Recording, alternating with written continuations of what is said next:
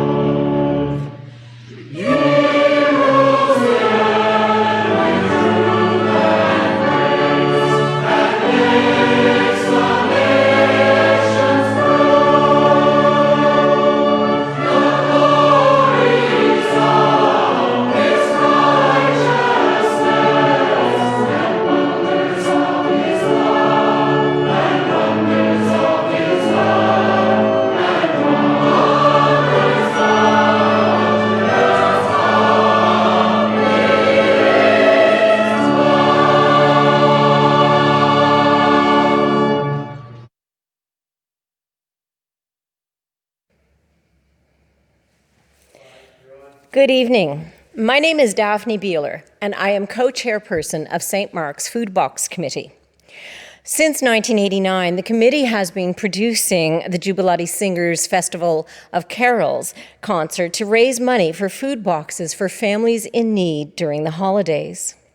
This year would have been our 32nd live concert, but we're very pleased that technology allows us to bring this virtual concert to you tonight.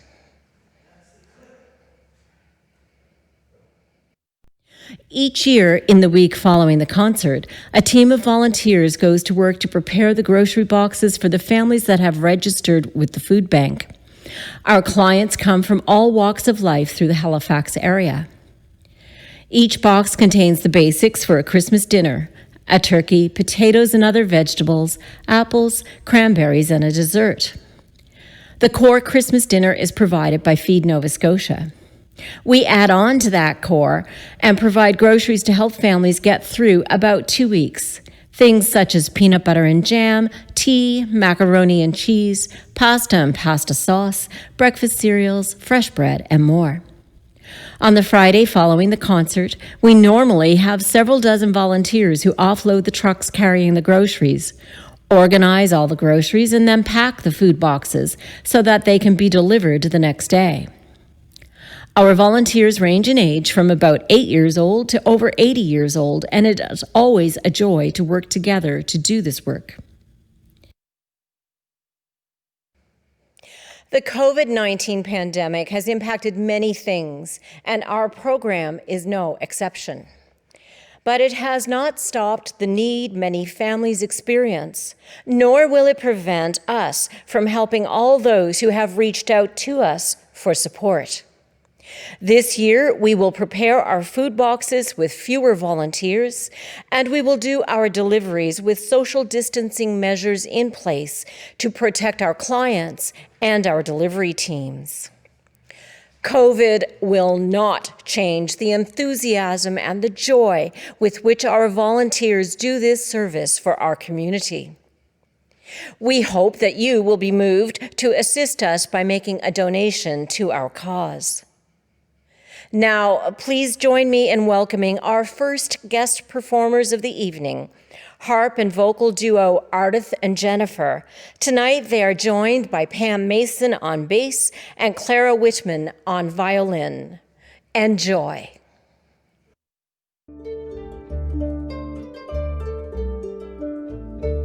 Hi, St. Mark's. Hi, St. Mark's. We're really glad to be here for this first ever virtual concert, kind of a strange thing for us. We've never done before. We scouted out the community and we found this beautiful home. It's a large country home on a horse farm, and they very kindly let us play here for you today. We have 3 songs. Yep, and we're going to have Pam with us again, Pam Mason playing bass, and Clara Whitman's going to join us on the fiddle. We're just going to do 3 songs. The first one will be Soul Cake, which is a lovely song for the food bank because this was a mummer's song when they traveled from place to place and they asked for good things to eat and good things to drink, dressed up in costume as we often do. So that's our first one. The second one is the Angel Gabriel. And the last song is Tipsy Eve, which is a tradition that comes from Cape Breton. On the 23rd of December, if you haven't bought all your Christmas presents, then you might as well forget about it because nothing's open. And this year, why don't we have Tipsy Eve every night because we can't go out shopping. Anyway, we hope you enjoy and thanks for asking us. God bless you. We miss you. Bye-bye.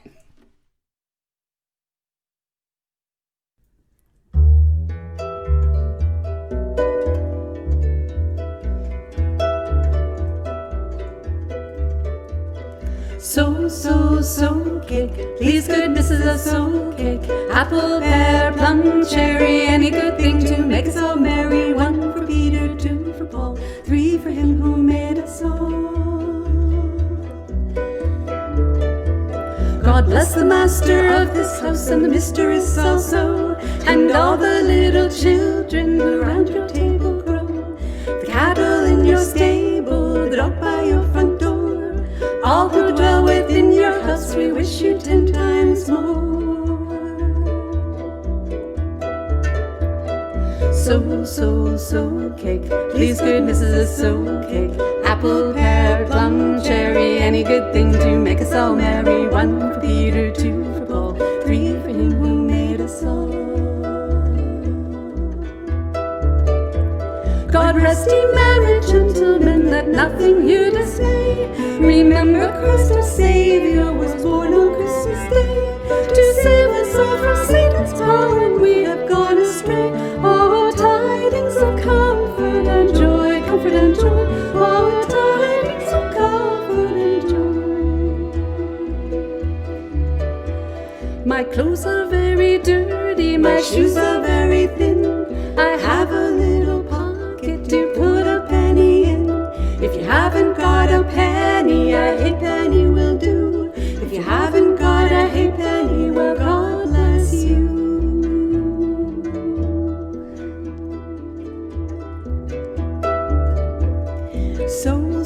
So cake. God rest ye merry gentlemen, let nothing you dismay. Cherry, any good thing to make us all merry. Remember Christ our Savior was born on Christmas Day.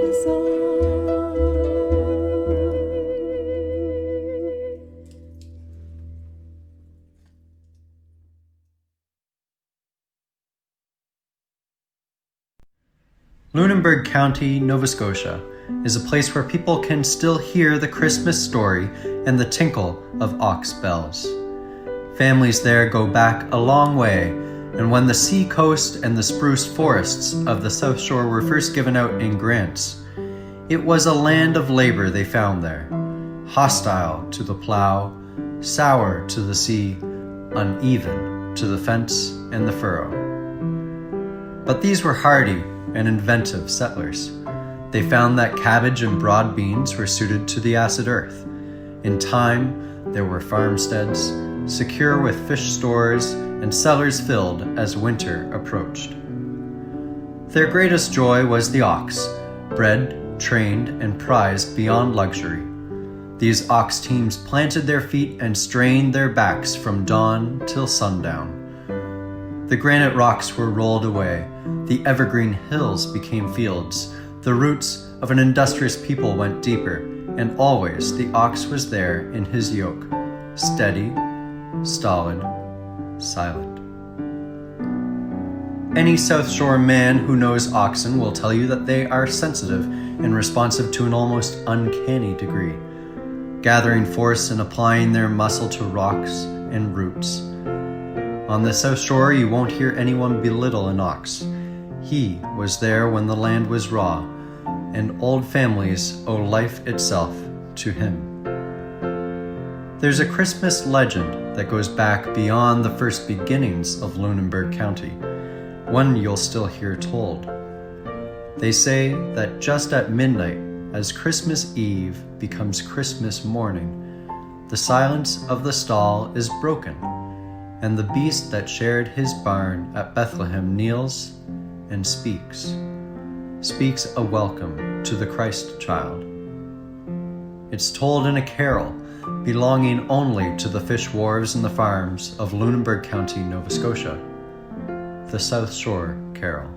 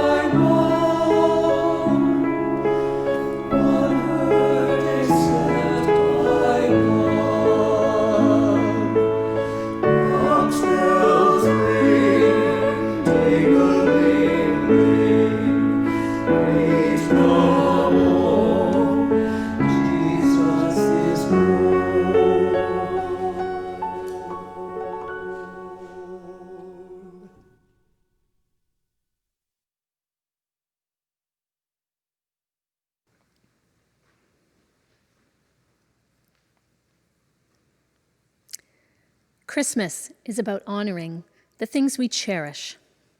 Quality time with family and friends, wonderful music, food, and fun. This year will feel different as our ability to gather and celebrate, shop, or simply put food on the table is restricted and more challenging than ever. But we can still focus on the real reason for the season. To me, the beauty of Christmas lies in three things: anticipation, generosity, and magic. These themes anchor the nativity story, the anticipation surrounding the arrival of a baby, the generous gifts brought to him by 3 wise men, and the magic of an angel appearing, proclaiming him the Son of God. But in our current times of division and devastation and isolation, How do we experience these things? When my mom was a child, abundance was never a theme of the holidays. Raising 3 children during wartime, my grandparents had to be frugal, but they always made things memorable.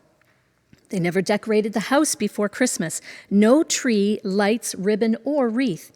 Instead, they would wait until the children were tucked in and sound asleep on Christmas Eve. And then my grandparents sprang into action.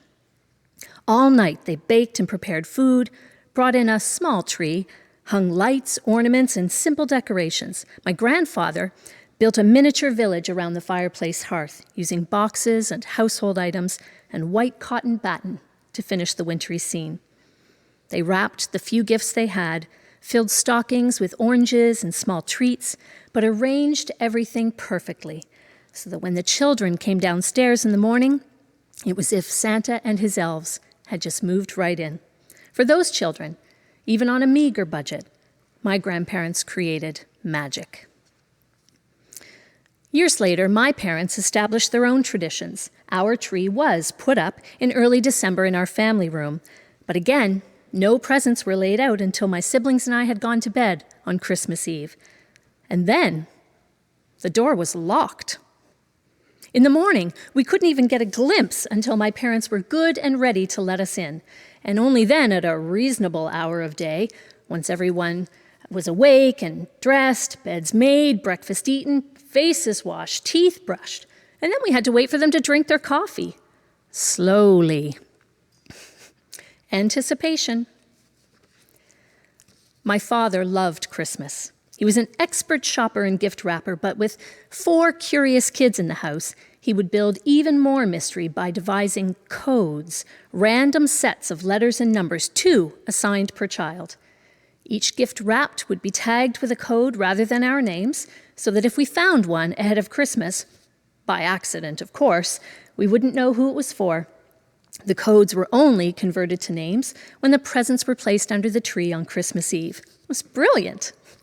Except that, every year at some point, Dad would lose the piece of paper holding the key to the codes. He'd search high and low, muttering very non-seasonal words while he did it, and usually found it. The one year he didn't, he had to unwrap every gift, figure out who it was for, and rewrap it. And that was the last year for the codes. When my sister Holly was young, she couldn't buy her own gifts, which was very upsetting for her.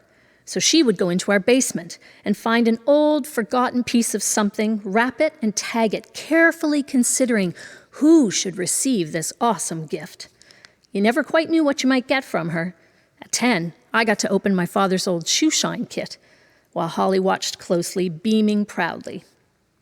Her Holly wrap-ups were famous in our family. She was the original regifter, and her sense of generosity is just as strong as ever today. My final memory was the year Halifax had a snowstorm on Christmas Eve. We couldn't drive to the midnight service at our church, so as a family, we walked. It was a clear night, except for the snowflakes drifting down and building up around our ankles.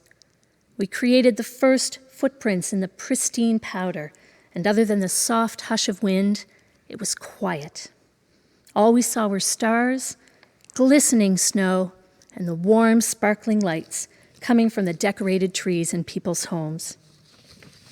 I have never forgotten that magical walk, and every year on Christmas Eve, I secretly hope to experience one just like it again. Anticipation, generosity, and magic.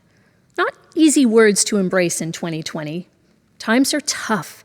People have had to stay put, make do, learn to handle discomfort and uncertainty. In that realm, it's hard to be generous, feel the magic, or even really look forward to anything. But at Christmas, it is still all possible. Since my parents required us as children to wait, with their locked doors and coded presents, the buildup of excitement we experienced leading up to December 25th helped us realize that the best things in life are those we don't get right away.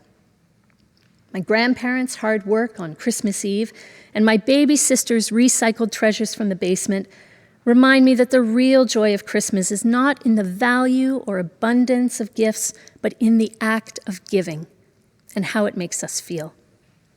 And finally, when I think of that snowy walk to church in the company of my family, enjoying the silence and the sparkle, I tell myself that despite all the change and challenge that we experience, God still creates magic for us every day in the simplest of things. We just have to notice and appreciate it. So as 2020 draws to a close, may you all be blessed by a season filled with your own anticipation, generosity, and magic. Take good care, and Merry Christmas. And now, the winner of the Coast's 2019 Best Jazz Ensemble Award. Please welcome 1/3 of the Holly Arsenault Trio, Holly Arsenault.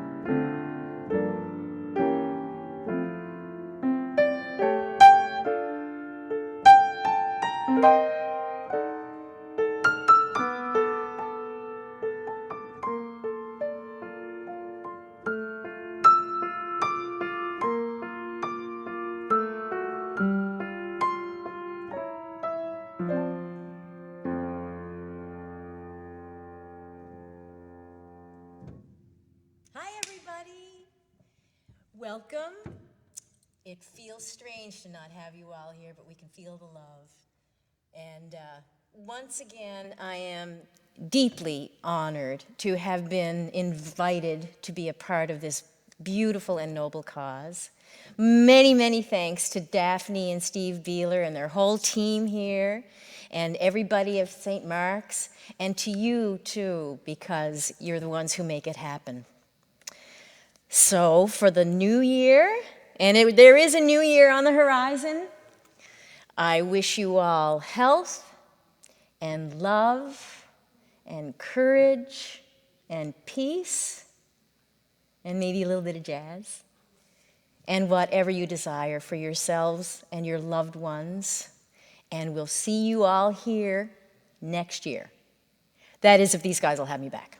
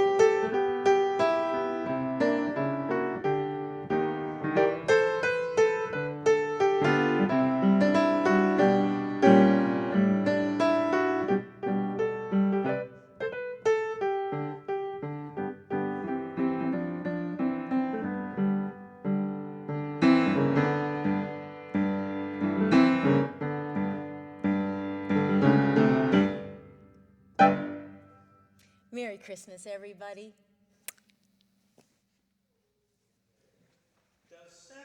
Need to be believed to exist. Consumerism and advertising, the successful sciences that they are, help to make kids lose their belief at earlier and earlier ages. And it's more difficult for we parents to maintain that Santa magic. I'll tell you, when my children were small, there were many times that my parental emergency imagination worked in overdrive. Melissa, my eldest, arrived at the innocence-killing age of reason relatively smoothly and without agony. She asked her mother and I no questions. She just pieced together clues around her and chatted with her friends. Now, my son Josh, that was a different story. And when he was 6, that was when the logic demon reared its ugly head. Not long after Halloween, we were in the mall, and I noticed that my son had a concerned look on his face. Now, as a parent, my first thought was, gas. No. Then I had suspected it was the immense posters in the window of the fancy lingerie store that we passed by every day. He tended to avert his eyes, always the gentleman. Then I noticed that he was watching Christmas explode all around us. An artificial forest over here, wrapped boxes that could house a family of 3 over there, garland, lights, Christmas ornaments the size of horses hanging on high by the ceiling hanging by filaments so thin they were invisible to the naked eye. Christmas was everywhere. But Josh's focus was set on the Santa's Village display being set up, and I realized that it had everything to do with the claws. Now, we stood there regarding the sparkly sleigh, the red velvet throne, and the 7-foot-tall lollipops with heads of strange elf-like creatures, noses as big as turkeys, and no mouths. How do they communicate? By blinking? Well, they have no eyelids. Telepaths? Can they read my mind, too? Christmas is a very complicated time for me. My kids and I watched these mutated lollipop elves spinning on their stick necks in the artificial mall breeze, wherever that comes from. Don't get me started on that. And then my son said, "Daddy," a gulp and a long pause, "is there really a Santa Claus?" My time to gulp and pause. His 4-year-old sister, Jenny, yelled, "Yes!" and then ran over to pet the upholstered reindeer. I had to dig deep.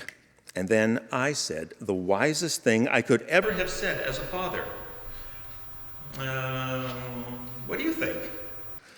I don't know. There was still hope. I'd led with, well, I think there is. And then my floodgates opened and I proceeded to blather on about anything my brain could latch onto to support the theory of the creature scientifically known as Santa Clausicus arcticus. I went from "Yes, Virginia, there is a Santa Claus" to "'Twas the Night Before Christmas" to "The Grinch," and I even threw in a bit of "A Child's Christmas in Wales," although it never mentioned Santa, and my Welsh accent is indecipherable, especially to the Welsh.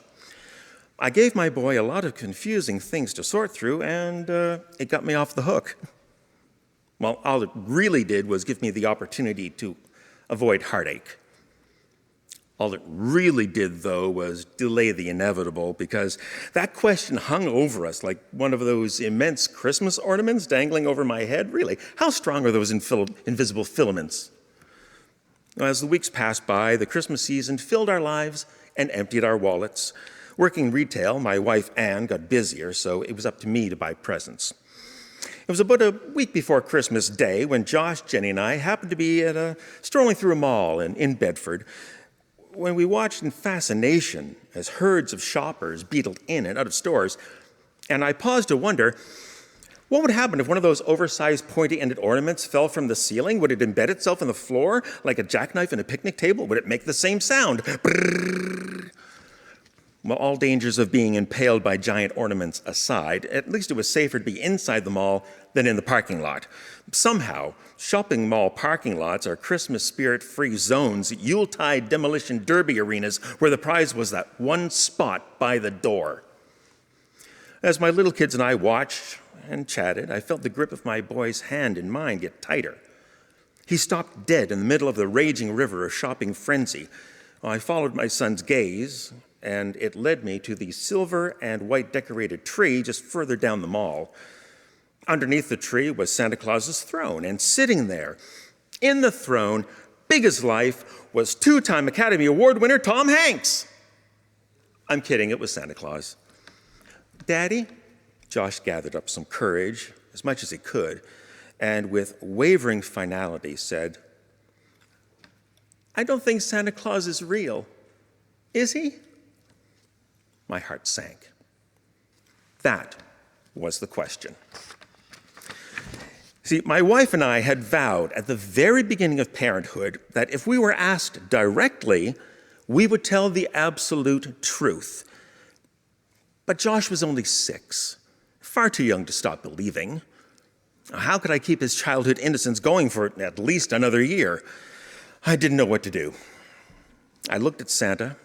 He wore the standard regalia of the office, a red suit, wool, white fur trim, that pointy hat with a stylish pom-pom on the side, big white beard, real one. Then it hit me. It was Santa who had to save himself from becoming mortal. While I looked down and saw in my son's eyes the struggle to be mature, ready to accept the biggest disappointment of his young life, I took a breath. Josh, have we been in this mall this year? His brow furrowed and said, No. Have you seen me talk or signal to Santa in any way? No, Dad. And Santa is supposed to be magic and know everybody's name in the world, right? Supposed to be. Right. I put my faith in the legend, and waving to Santa, I called, Merry Christmas, Santa! Santa turned, squinted at us, and gave one of his huge, bowl-full of jelly laughs. Oh, Jamie, my goodness, how are you? Look at how you've grown. Are you still a good boy?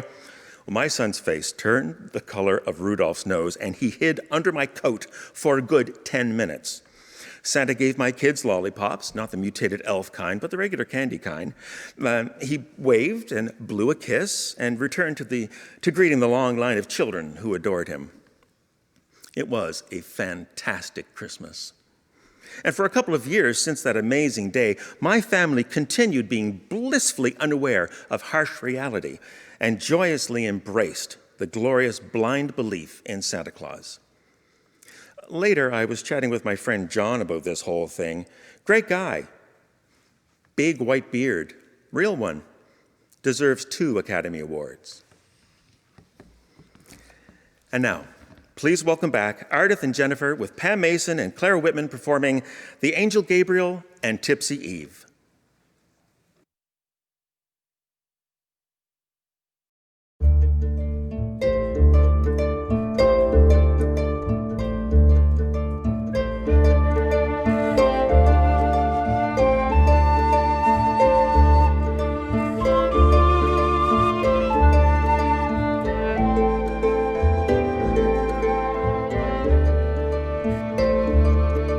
The angel Gabriel from heaven came.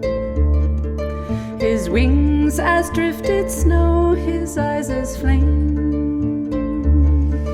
All hail, said he, thou lowly maiden Mary, most highly favored Lady Gloria.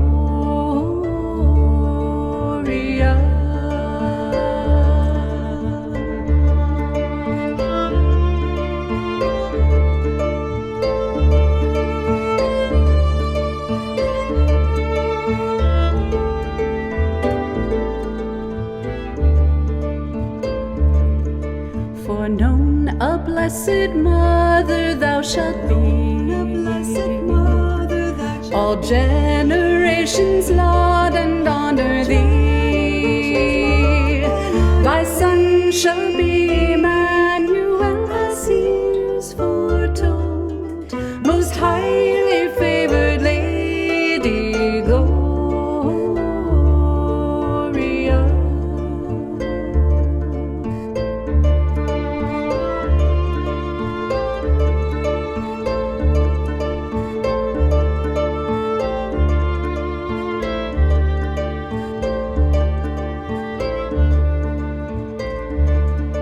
Then gentle Mary meekly bowed her head. To me be as it pleaseth God, she said.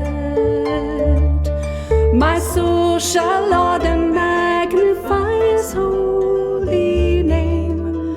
Most highly favored Lady Gloria.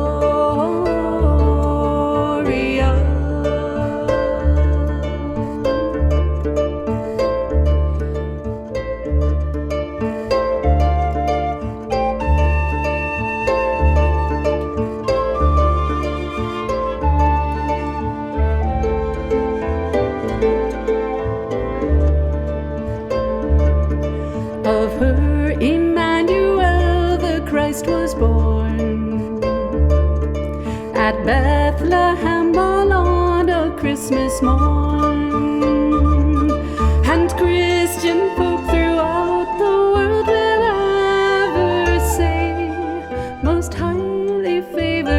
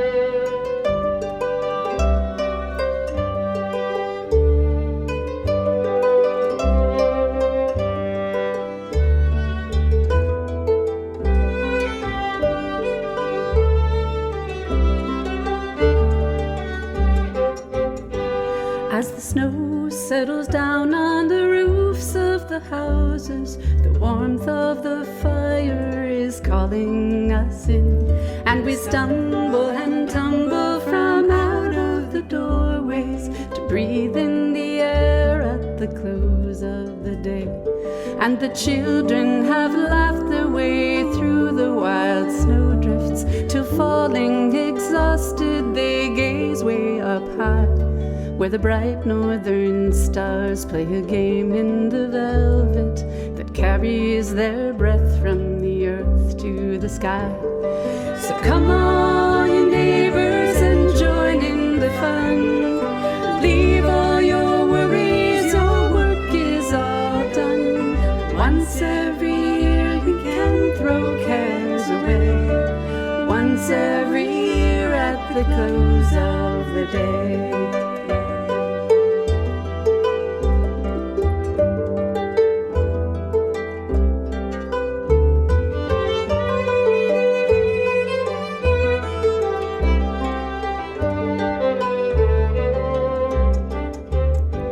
And the hot apple cider is topped up with rum. The children are sleeping, the music's begun, and we sing all the stories from times past away, and laugh our way through till the break of the day. So come on, you neighbors, and join in the fun. Leave all your worries, your work is all done. Once every year we can throw cares away. Once every year at the close of the day.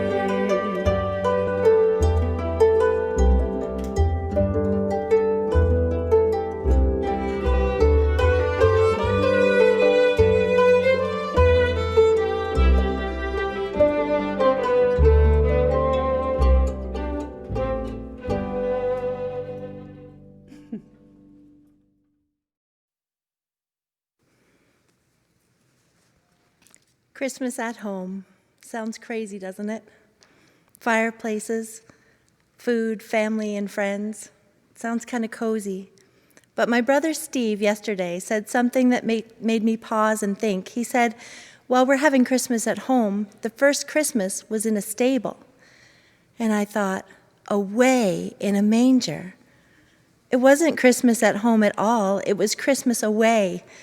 And not the dream vacation kind of all-inclusive Christmas away you could have Googled and booked online before our world was turned upside down, masks right side out by a pandemic. For a carpenter and his very pregnant teenaged fiancée from an occupied village in first century Palestine, displaced so they could be counted like property, well, it was about as far from home as you could get. Christmas at home may actually be very much like that for you and countless others this year. You may be one of over 2,000 Canadian troops deployed all over this globe. You may be a student far away from parents and family and friends and the only home you've ever known. You may find yourself alone and lonely because home is where the heart is. Home is where the heart is.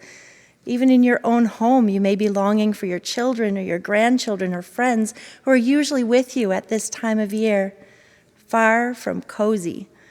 The thought of Christmas at home this year is not all fireplaces, laughter, lights and tags, food and packages, boxes and bags. So as we gather tonight to connect with each other, let's read Luke's beautiful account of the good news that God came to earth, that first promised Christmas, majesty in a manger, homeless holiness, to connect with us, every one of us. I read this to my children. You may have read it to yours, and now they read it to theirs, just as Linus read it to us when we were little children. And now I'd like to take one more minute to read it to you. And it came to pass in those days that there went out a decree from Caesar Augustus that all the world should be taxed. And this taxing was first made when Cyrenius was governor of Syria. And all went to be taxed, every one into his own city. And Joseph also went up from Galilee, out of the city of Nazareth into Judea, unto the city of David, which is called Bethlehem, because he was of the house and lineage of David, to be taxed with Mary, his espoused wife, being great with child. And so it was that while they were there, the days were accomplished that she should be delivered.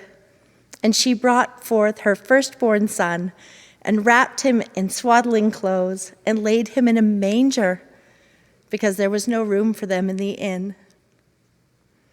And there were in the same country shepherds, abiding in the field, keeping watch over their flock by night.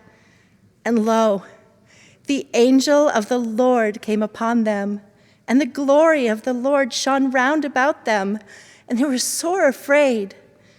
And the angel said unto them, Fear not, for behold, I bring you good tidings of great joy, which shall be to all people. For unto you is born this day in the city of David a Savior, which is Christ the Lord.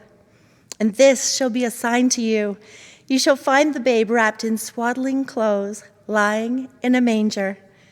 And suddenly there was with the angel a multitude of the heavenly host, praising God and saying, Glory to God in the highest, and on earth peace, goodwill toward men.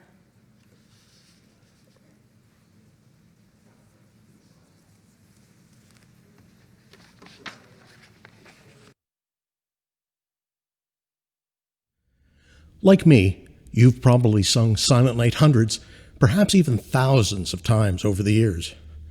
It's one of the first carols we learn as children, and a favorite at every carol sing.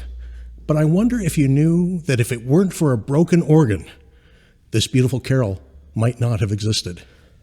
On December 23rd, 1818, Father Joseph Moore sat at the old organ in St. Nicholas Church in Oberndorf, his fingers stretched over the keys. He took a deep breath and pressed down. Silence echoed through the church. It was no use. The organ had been wheezing and growing quieter for months, and now, the day before Christmas Eve, it had finally given out. St. Nicholas Church would have no music for Christmas. Father Joseph pulled on his overcoat and stepped out into the night. He walked through the snowy streets and climbed the path leading up into the mountains. From high above Oberndorf, Father Joseph looked out over the Austrian Alps. Stars shone above in the still and silent night. Silent night? Father Joseph was reminded of a poem he had written a few years earlier. He'd given it that very title, Silent Night. The next morning, Father Joseph set out to see his friend Franz Gruber, the organist for St. Nicholas, who lived in the next village. Herr Gruber was surprised to see the priest so far from home on Christmas Eve, and even more surprised when Father Joseph handed him the poem. That night, Father Joseph and Franz Gruber stood at the altar of St. Nicholas Church. Father Joseph picked out a few notes on the guitar, and he and Franz Gruber began to sing. Their two voices rang out over the congregation, the melody perfectly matching the simplicity and honesty of the words. Today, Silent Night is sung by people around the world, from children in their first Sunday school play to choirs in the grandest cathedrals. And here, at St. Mark's, each year, the Jubilate Singers end their concert by encircling the audience with candlelight and singing those words that so beautifully express the miracle of Christmas.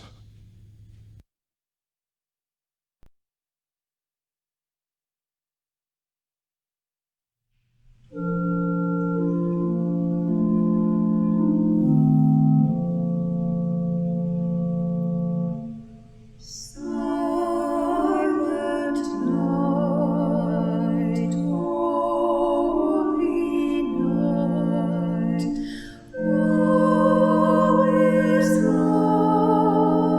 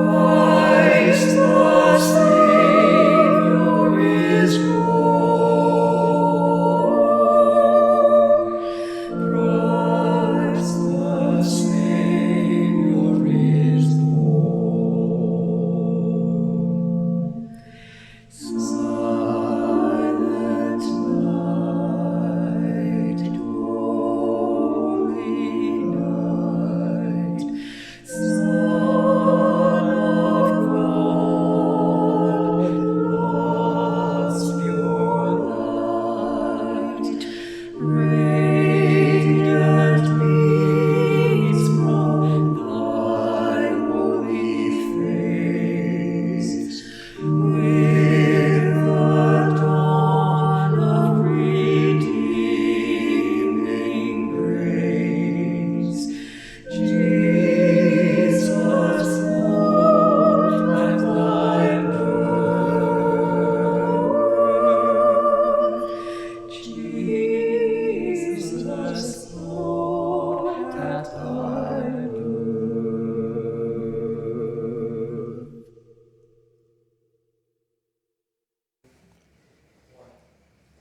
On behalf of everyone involved, thank you for sharing Christmas at home with us tonight. We hope you enjoyed the program. A silent night may have brought the Jubilate Singers and Friends concert to a close, but now the work of providing groceries to those in need begins. If you enjoyed tonight's program, please help us to make the holidays a little merrier for those who struggle with food insecurity. Every donation, small or large, goes directly to buying food. Our goal is to raise $10,000 to address the need in the community. You can also help by sharing this link with everyone you know. Christmas at Home with the Jubilate Singers and Friends will be available on Facebook and YouTube to watch again or to share with your family and friends. Donations are accepted anytime, not just tonight. Again, thank you for watching. And please continue watching for a brief peek at our socially distanced choir practice as we share with you all the people who were involved in putting this concert together. We hope you have a safe and happy holiday, and we wish you all the best in 2021.